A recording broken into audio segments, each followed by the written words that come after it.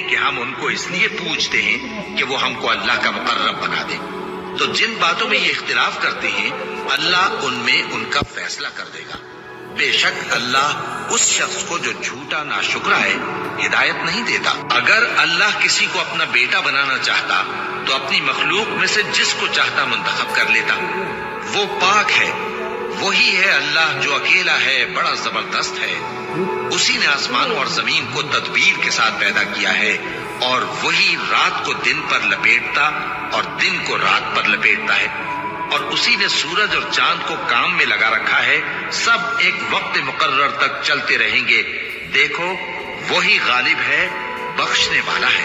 اسی نے تم کو ایک جان سے پیدا کیا، پھر اس سے اس کا جوڑا بنایا، اور اسی نے تمہارے لیے چوپایوں میں سے 8 جوڑے بنائے۔ وہی تم کو تمہاری ماؤں کے پیٹ میں پہلے ایک طرح پھر دوسری طرح 3 اندھیروں میں بناتا ہے۔ یہی اللہ تمہارا پروردگار ہے، اسی کی بادشاہی ہے، اس کے سوا کوئی معبود نہیں۔ پھر تم کہاں بہہ کے جاتے ہو؟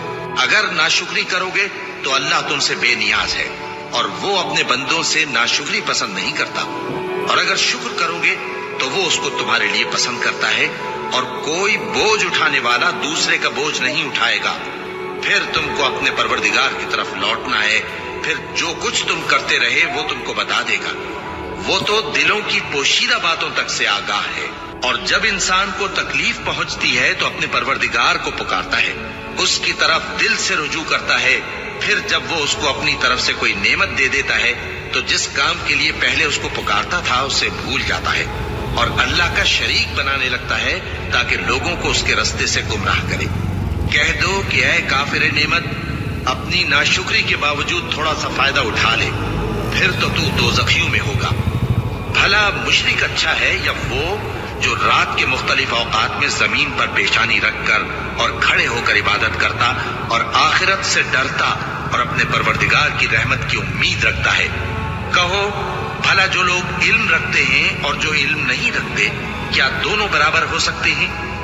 بس نصیحت تو وہی حاصل کرتے ہیں جو عقل مند ہیں۔ اے نبی، میرا پیغام سنا دو۔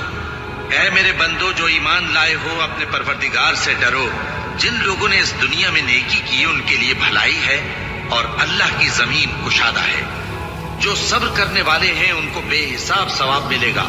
کہہ دو کہ مجھ سے ارشاد ہوا ہے کہ اللہ کی عبادت کو خالص کر کے اس کی بندگی کرو، اور یہ بھی ارشاد ہوا ہے کہ سب سے پہلے میں فرما بردار بن جاؤں۔ کہہ دو کہ اگر میں اپنے پروردگار کا حکم نہ مانوں تو مجھے بڑے دن کے عذاب سے ڈر لگتا ہے۔